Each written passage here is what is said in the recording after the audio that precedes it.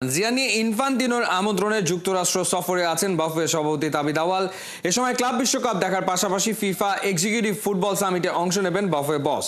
এর বাইরে 1-to-1 meeting করবেন ইনফান্তিনো ও আর্সেন ওয়েঙ্গারের সঙ্গে। এর জন্য ঢাকা থেকে বিশেষ উপহার নেওয়া হয়েছে মিয়ামিতে। কি সেই উপহার, আলোচনার টেবিলে কোন ইস্যুগুলো প্রাধান্য পাবে জানাচ্ছেন পার্থ বণিক। ব্যস্ত বাফুফে সভাপতি, ব্যস্ত বাফুফের সাধারণ সম্পাদক। এরই মাঝে ঢাকা থেকে জুরিখে একটা কল। ফোনে এক প্রান্তে বাফুফে, অন্য প্রান্তে ফিফার অফিসিয়াল। ঢাকা থেকে জানতে চাওয়া হচ্ছে ফিফা প্রেসিডেন্ট জিয়ানি ইনফান্তিনোর শার্টের মেজারমেন্ট। এমন প্রশ্নে ফিফার অফিসিয়াল কিছুটা বিস্মিত। গুরুত্বপূর্ণ ইস্যু রেখে হঠাৎ বাফুফের এমন ডিমান্ড, কারণ কি? না, সেই কৌতূহলে বেশিক্ষণ থাকতে হয়নি। বাফুফে প্রেসিডেন্ট তাবিথ আউয়াল ফিফা প্রেসিডেন্টকে বাংলাদেশের জার্সি উপহার দিতে চান, তাই শার্টের মাপ চাওয়া হচ্ছে। একই সাথে ইমেইলে বাংলাদেশের হোম আর অ্যাওয়ে জার্সির ছবি পাঠিয়ে ফিফা অফিসিয়ালের কাছে জানতে চাওয়া হয় ইনফান্তিনোর পছন্দ কোনটা। কিছুক্ষণ বাদে জবাবও আসে, বাংলাদেশের অ্যাওয়ে জার্সিটাই চুজ করেছেন ফিফা বস। বাফুফের এই জার্সি উপহার শুধু সৌজন্যতার খাতিরে নয়, এর পেছনে আছে তাবিথ আউয়ালের চৌকস কূটনীতি। মূলত ফিফা প্রেসিডেন্টের আমন্ত্রণে চলমান ক্লাব বিশ্বকাপ দেখতে এবং ফিফা এক্সিকিউটিভ ফুটবল সামিটে অংশ নিতে যুক্তরাষ্ট্রে অবস্থান করছেন তাবিথ আউয়াল। যাবার আগে কিট স্পন্সরের কাছে অর্ডার দিয়েছিলেন ফিফা প্রেসিডেন্ট জিয়ানি ইনফান্তিনো এবং ইউএস সকার ফেডারেশনের সভাপতি সিন্ডি পার্লো কোনের জন্য দুটো কাস্টমাইজ জার্সির। ইনফান্তিনোর জার্সি নাম্বার করা হয়েছে 9 আর সিন্ডি পার্লো কোনেরটা 12।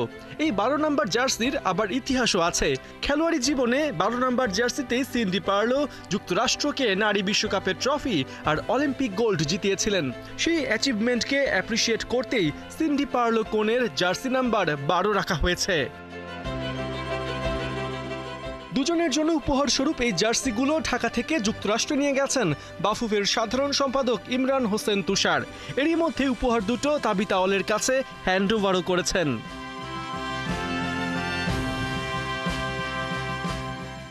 তাবিথ আউয়ালের এই জার্সি কূটনীতির পেছনে আছে কক্সবাজারে ফিফার অর্থায়নে নির্মিত হতে যাওয়া সেন্টার ফর এক্সিলেন্স। জিয়ানি ইনফান্তিনোর সাথে একান্ত বৈঠকে এ নিয়ে একটা রূপরেখা চূড়ান্ত করবেন তাবিথ আউয়াল। পাশাপাশি আলোচনা হবে পুরুষ ও নারী ফুটবলের উন্নয়ন নিয়ে। ধারণা করা হচ্ছে এই বৈঠকেই ফিফা প্রেসিডেন্ট ইনফান্তিনোর বাংলাদেশে আসার দিনক্ষণ চূড়ান্ত হতে পারে। শুধু ইনফান্তিনোই নয়, ফিফার গ্লোবাল ফুটবল ডেভেলপমেন্টের প্রধান আর্সেন ওয়েঙ্গারের সাথেও 1-to-1 মিটিং করবেন বাফুফে সভাপতি। বাংলাদেশের সাম্প্রতিক ফুটবল উন্নয়ন এবং ফুটবল নিয়ে ওঠা হাইপ সম্পর্কে অবহিত করবেন তাকে। দেখাবেন এ সম্পর্কিত ডকুমেন্টারি ভিডিও। ফিফার দুই শীর্ষ কর্তার সাথে তাবিথ আউয়ালের এই বৈঠক দুটোকে দেশের ভবিষ্যৎ ফুটবলের জন্য মাইলফলক হিসেবেই দেখা হচ্ছে। পার্থ বণিক, ৭১। তবে কি টেস্ট ক্যাপ্টেন্সি ছেড়েই দিচ্ছেন? শান্তর কথায় সেই ইঙ্গিত মিললেও আপাতত এই ইস্যু দূরে রেখে কলম্বো টেস্টে ফুল ফোকাস দিতে চান টাইগারদের কাপ্তান। গল টেস্টে ড্রয়ের পরও অনেকে অতৃপ্ত, তবে দলের কেউ নিজের জন্য খেলে না, সেই বার্তাটা পরিষ্কার জানিয়ে দিলেন নাজমুল শান্ত। কলম্বো টেস্টে টিম টাইগার্সের জয়ের চোখ। শ্রীলঙ্কার কলম্বো থেকে নাইয়ান বিন জসিমের পাঠানো রিপোর্ট। আপনি ডিসিপ্লিন নিয়ে শান্তর ব্যাপারে কোনো কমপ্লেন করতে পারবেন না। অনেক ক্যাপ্টেন আমি দেখেছি যারা অনেক আত্মকেন্দ্রিক চিন্তা করে, কিন্তু শান্ত কিন্তু তেমন না।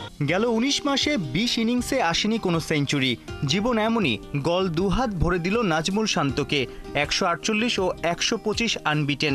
দ্বিতীয়বারের মতো টেস্টের 2 ইনিংসেই শতক হাঁকিয়ে মুগ্ধ করলেন বাংলাদেশ কাপ্তান। তাকে নিয়ে তো অনেক আলোচনা সমালোচনা হয় অফ দ্য ফিল্ডে বা সোশ্যাল প্ল্যাটফর্মে। সেই শান্ত আসলে ব্যাট হাতেই দেখিয়ে দিলেন। না, শান্তর আমরা সবাই জানি, দেখেন ওর বড় ইনিংস খেলা অভ্যাস আছে, আর টেস্ট ক্রিকেটে এটা খুব ইম্পর্টেন্ট যে ও যে ইনিংসগুলো খেলে ওইগুলো অনেক বড় করে। তো এটা টেস্ট ক্রিকেটের জন্য খুব ভালো গুণ। অ্যাট দ্য সেম টাইম এটা দেখতে হবে যে এইটা যেন বেশি গ্যাপ না পড়ে। শান্তর সঙ্গে আপনি ন্যাশনাল টিমও খেলেছেন, ঘরোয়া ক্রিকেটে খেলেছেন, সবশেষ ঢাকা প্রিমিয়ার লিগে একই দলে ছিলেন আবাহনীতে। তার ওয়ার্ক এথিক্স, তার প্রিপারেশন, গেম নিয়ে, ক্রিকেট নিয়ে তার ভাবনা চিন্তা কেমন? আমি শিওর যে এই বিষয় নিয়ে প্রশ্ন করলে ওর ব্যাপারে নেগেটিভ কোনো পয়েন্ট আসবে না, কারণ ওর আপনি যেই কথাগুলো বললেন এটা ওভারঅল সব কিছু মিলে আপনার পরে ডিসিপ্লিনের মধ্যে। আপনি ডিসিপ্লিন নিয়ে শান্তর ব্যাপারে কোনো কমপ্লেন করতে পারবেন না। হয়তো ওর পারফরমেন্স নিয়ে আপনি কথা বলতে পারেন, বাট ওর চেষ্টা বা ওর ডেডিকেশন এই দিকে ওর কোনো কমতি নেই। শান্তর স্কিল খুব ভালো, শান্তর নেট সেশন দেখলে বিদেশি যে কোনো কোচ মুগ্ধ হয়, গত 5-7 বছর ধরে সেটা শুনি। এই যে ব্যাক টু ব্যাক 2 ইনিংসে গলে সেঞ্চুরি হাঁকালো, কোন শটগুলো বা কোন ইন্টেন্টগুলো তার মানে আলাদা মনে হয়েছে বা ভালো লেগেছে? কিছু সময় আসবে খুব টাফ টাইম, কিছু সময় আসবে খুব ইজি রান করা যাবে, এই সময়গুলোও খুব ভালো ইউটিলাইজ করেছে। আমি মনে করি যে এইটা হচ্ছে ম্যাচুইড প্লেয়ারদের ও এত বছর যে ও খেলেছে, ও কিন্তু এখন এনাফ এক্সপিরিয়েন্স, ও এখন আর ইয়াং না, বা ও এমন না যে এসেছে অনেক সুযোগ দেওয়া লাগবে। ও এখন আমি মনে করি রেডি, ওরাই এখন ডোমিনেট করবে। ওরা যদি ডোমিনেট করতে পারে তাহলে বাংলাদেশ টিমের পারফরমেন্স চেঞ্জ হয়ে যাবে। সাদা পোশাকে শান্তর ক্যাপ্টেন্সিতে দেশে বিদেশে জয় এসেছে। যদিও গল টেস্টের শেষ দিনে শান্ত মুশফিকদের ব্যাটিং ইন্টেন্ট ও দলনেতা দেরি করে ইনিংস ঘোষণা করায় চারদিকের সমালোচনার মুখে পড়েছেন। আর কবে ক্যালকুলেটিভ এবং সাহসী হবে বাংলাদেশ দল? এই ম্যাচটা পুরোটাই ডোমিনেটিং ক্রিকেট খেলেছে বাংলাদেশ। আমি মনে করি শ্রীলঙ্কার থেকে সবসময়ই এগিয়ে ছিল। তো লাস্ট যে আক্ষেপের কথা বললেন যে হ্যাঁ আসলে আমি শিওর যে টিম ম্যানেজমেন্টে যারা আছে বা ক্যাপ্টেন, ও এক্সপেক্ট করে নাই যে লাস্ট আওয়ারে উইকেট এমন বিহেভ করবে। যদি উইকেটটা আরেকটু আগে থেকে এরকম বিহেভ দেখতো তাহলে হয়তো বা প্ল্যানটা ডিফারেন্টলি করতো। অ্যাট দ্য সেম টাইম জেতার প্ল্যান তো মাথায় থাকবে, সাথে সাথে এটাও চিন্তা করতে হবে কত রান দিলে আপনি ডিপেন্ড করতে পারবেন। আমার মনে হয় সেই জায়গাটায়, সেই ক্যালকুলেশনেই বাংলাদেশের এখন যে আফসোসটা বলছেন ওটা ওই ক্যালকুলেশনের কারণেই। পুরো ওভারঅল টিমের কথা চিন্তা করে, যেটা ক্যাপ্টেনের করা উচিত। কারণ অনেক ক্যাপ্টেন আমি দেখেছি যারা অনেক আত্মকেন্দ্রিক চিন্তা করে, কিন্তু শান্ত কিন্তু তেমন না, তেমন ক্যারেক্টার না। ও হচ্ছে পুরো টিমের সবাইকে নিয়ে চিন্তা করে। কলম্বো টেস্টে ফিরছেন মেহেদী মিরাজ। গলের মতো আবার দল হয়ে লড়তে পারলে সিরিজ জয় অসম্ভব নয়, বিশ্বাস মোহাম্মদ মিঠুনের। সাইফুর রূপক, ৭১। যে মাঠে শুধুই হতাশার গল্প, সে মাঠেই জল করছে মোহাম্মদ আশরাফুলের বিশ্ব রেকর্ড। শান্তরা কি সেখানে লিখতে পারবে নতুন গল্প? সিংহলী স্পোর্টস ক্লাব মাঠে নিজের দারুণ স্মৃতি আর সেখানে ভালো করার রহস্য জানিয়েছেন আশরাফুল। শ্রীলঙ্কার কলম্বো থেকে নায়ান বিন জসিমের পাঠানো রিপোর্ট।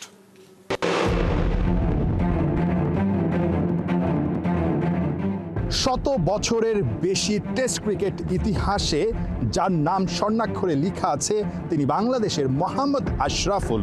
ঠিক আমার পেছনে যে স্কোরবোর্ডটা দেখছেন কলম্বোর সিংহলীজ স্পোর্টস ক্লাব মাঠের, সেই স্কোরবোর্ডটাতেই টেস্ট ক্রিকেট ইতিহাসের সর্বকনিষ্ঠ সেঞ্চুরিয়ান হিসেবে মোহাম্মদ আশরাফুলের নাম লেখা হয়েছিল। বাংলাদেশ এই মাঠে যেই প্রথম টেস্টটা খেলেছিল 2001 সালে, সেই টেস্টে মোহাম্মদ আশরাফুল রীতিমতো 17 বছরের বিস্ময় বালক মুরলীধরনদেরকে মোটামুটি অবাক করে দিয়েছিলেন। তখনকার গ্রেট সব ক্রিকেটাররা ওই দলটাতে ছিলেন।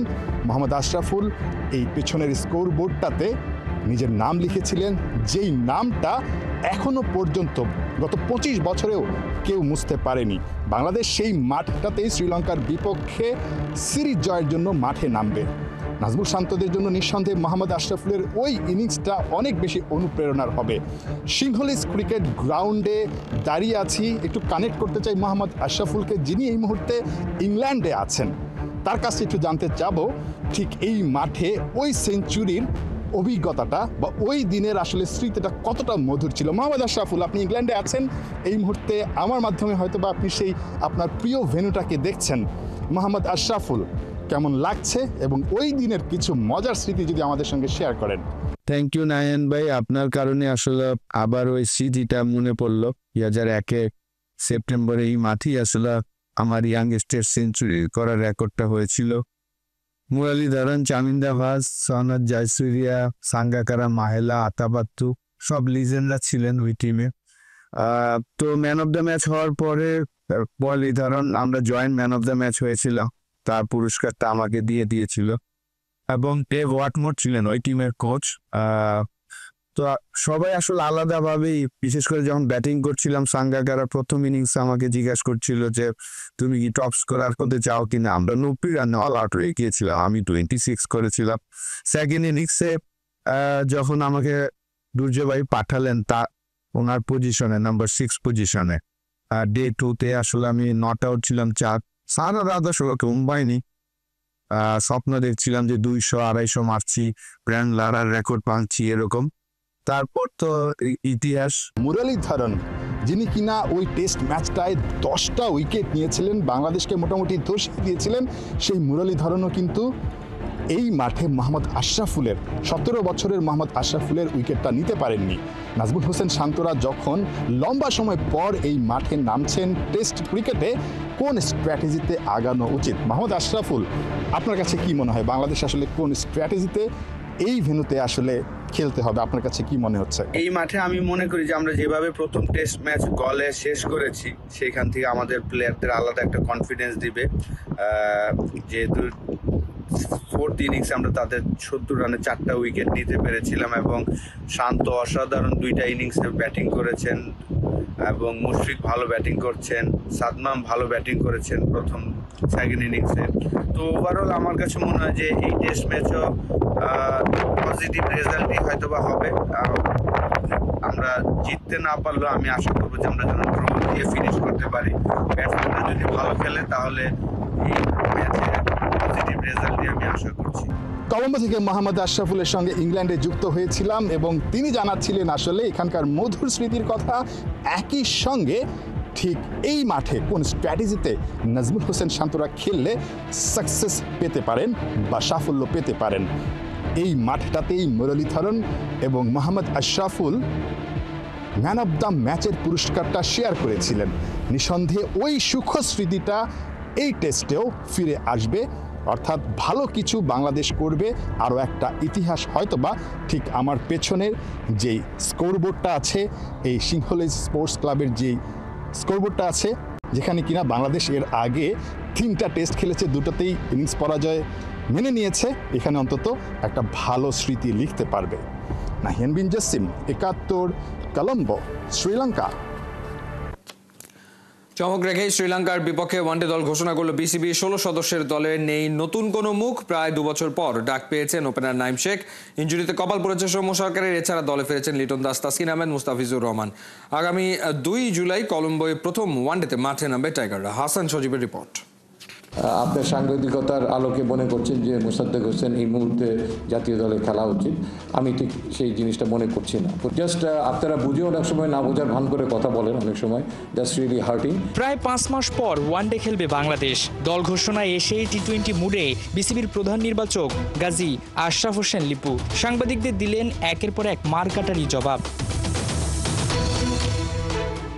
ইনজুরি কাটিয়ে দলে তাসকিন আহমেদ। পেস ইউনিটের জন্য সুখবর, ফিরছেন কাটার মাস্টার মুস্তাফিজুর রহমানও। তবে এসবকে ছাপিয়ে সবার জানার আগ্রহ কেন নাইম শেখ? কেবল কি ঢাকা প্রিমিয়ার লিগ আর বিপিএল এর পারফরম্যান্স, নাকি অন্য কিছু নির্বাচকদের চোখে ধরা পড়েছে? চিফ সিলেক্টরের উত্তর, ইনজুরিতে কপাল পুড়েছে সৌম্য সরকারের, দরজা খুলেছে নাইমের। তবে সেই সঙ্গে আছে বিশেষ আরও একটা কারণ, ব্যাটিংয়ের ধরনে পরিবর্তন। সবসময় মানে স্ট্যাট বেস জিনিসগুলোর দিকে আমরা অনেক সময় একটু ফোকাস হয়ে যাচ্ছে। স্ট্যাটটা দেখা দরকার, কোনো সন্দেহই নেই।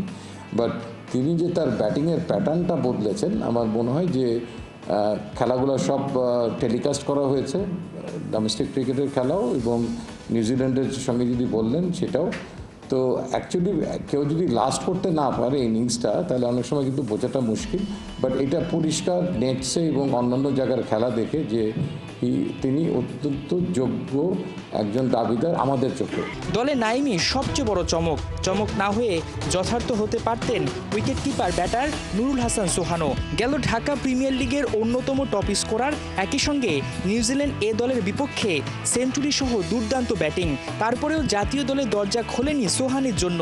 নির্বাচকদের কাছে এর ব্যাখ্যা কি? সোহানের ব্যাপারটা, তিনি আমাদের বিবেচনা আছেন, বাট একই টিমে আমরা মাল্টিপল উইকেট কিপার তো নিতে পারবো না এই পজিশনে, বিকজ লাস্ট সিরিজে লিটন দাস ছিলেন না। তারা জানেন যে ওই সময় একটু খারাপ প্যাচের মধ্যে উনি ছিলেন, একটা সময় ইজ এ বেস্ট হিলার, সেই কারণে। এবং তিনি টি-20 ক্যাপ্টেন হয়েছেন, সো দ্যাট পরবর্তী টি-20 বিশ্বকাপ পর্যন্ত তিনি দলে আছেন, যা ধরে নেওয়া যায়। সো দ্যাট কাউকে ভালো ফর্মে পিচে অধিক সময় ব্যয় করার জন্য আমরা নির্বাচক মণ্ডলী মনে করি যে ওয়ানডে ক্রিকেট খুব আদর্শ একটা সময়। তিনি যদি সেই জায়গাটায় একটু দীর্ঘ সময় খেলতে পারেন, সেই পারফরমেন্সটা তার জন্য সুবিধা হবে ক্যারি আউট করার জন্য টি-20তেও। এরকম আরও অনেকের থাকা না থাকা নিয়ে চমকপ্রদ উত্তরে দিয়েছেন বিসিবির সিলেক্টররা। তবে যারা বাদ পড়েছেন তাদের হতাশ হবার কিছু নাই। বিসিবির ভাবনায় সবসময় থাকবেন তারা। এদিকে মেহেদী হাসান মিরাজের নতুন নেতৃত্বে 16 সদস্যের দলে 3 ওপেনার, তাদের সাথে পেসার খেলবেন 5 জন। স্পেশালিস্টদের লিস্টে আছেন 2 জন স্পিনার। আমাদের কোনো একটা প্লেয়ারকে দেখার জন্য এই সামনে এশিয়া কাপের আগে এই শ্রীলঙ্কা সিরিজ, দেন পাকিস্তানের সঙ্গে আমরা দেশের মাটিতে ম্যাচ খেলবো, তারপরে ভারতের সঙ্গে খেলবো, সো দ্যাট আমরা চেষ্টা করব এর মধ্যে যাকে যাকে দেখার সেই জিনিসটা দেখে নেওয়ার জন্য। 2 জুলাই কলম্বোয় লঙ্কানদের বিপক্ষে প্রথম ওয়ানডে ম্যাচ খেলবে টাইগাররা। হাসান সজীব, 71। তবে কি টেস্ট ক্যাপ্টেন্সি ছেড়েই দিচ্ছেন? শান্তর কথায় সেই ইঙ্গিত মিললেও আপাতত এই ইস্যু দূরে রেখে কলম্বো টেস্টে ফুল ফোকাস দিতে চান টাইগারদের ক্যাপ্টেন। গল টেস্টের ড্রয়ের পরে অনেকে অতৃপ্ত, তবে দলের কেউ নিজের জন্য খেলে না, সেই বার্তাটা পরিষ্কার জানিয়ে দিলেন নাজমুল শান্ত। কলম্বো টেস্টে টিম টাইগার্সের জয় চোখ। শ্রীলঙ্কার কলম্বো থেকে নাইয়ান বিন জসিমের পাঠানো রিপোর্ট। আজকে অবস্থা শরীরের কেমন আছেন মেহেদী হাসান মিরাজ? উত্তরে একেবারেই মাথা নেড়ে পরিষ্কার জানিয়ে দিয়েছেন ভালো আছেন, অর্থাৎ সিংহলীজ স্পোর্টস ক্লাব মাঠে সেকেন্ড টেস্টে তিনি খেলছেন, তার সব প্রিপারেশনই তিনি নিয়েছেন। দারুণভাবে চনমনেভাবে আসলে তাকে দেখা গেছে এই ম্যাচ ভেন্যুতে, একইভাবে চনমনে দেখা গেছে নাজমুল হোসেন শান্তকে। কিন্তু একটা প্রশ্ন কিন্তু থেকে যাচ্ছে, শান্ত আসলে এই যে চনমনে ভাবে আছেন, ঠিক আড়ালে কি আসলে তার মাথার মধ্যে কোনো কিছু ঘুরছে? যে খবরটা আসলে আকাশে বাতাসে রটেছে যে তিনি এই টেস্টের পর টেস্ট ক্যাপ্টেন্সিটা ছেড়ে দিবেন, সেটা কি আসলে সত্য?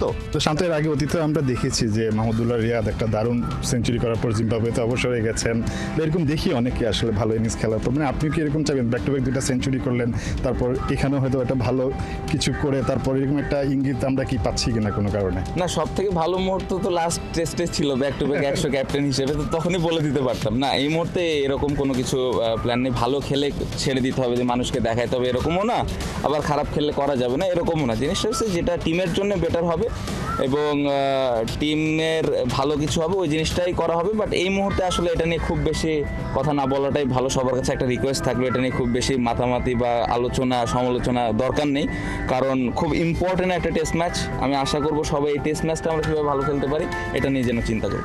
ক্যাপ্টেন্সি ছেড়ে দেবার ইস্যুতে শান্ত রহস্যটা রেখেই দিলেন, কিন্তু যে করেই হোক উইকেটের রহস্যটা ভাঙতে হবে।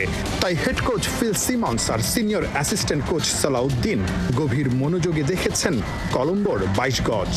উইকেট যেমনই হোক, মিরাজের ফেরা শান্তকে আপাতত দিচ্ছে বাড়তি স্বস্তি। আমি সবসময় বলি মিরাজ কিন্তু খুব গুরুত্বপূর্ণ একজন প্লেয়ার আমাদের টিমের জন্য, কারণ ব্যাটিং এবং বোলিং যেভাবে কন্ট্রিবিউট করে প্রত্যেকটা ম্যাচে কিন্তু ইম্প্যাক্টফুল ব্যাটিংয়ে ইনিংস থাকে এবং বোলিংয়ে ইম্প্যাক্টফুল বোলিং থাকে। সো ও আসাতে অবশ্যই টিমের ব্যালেন্সটা আর একটু ভালো হবে।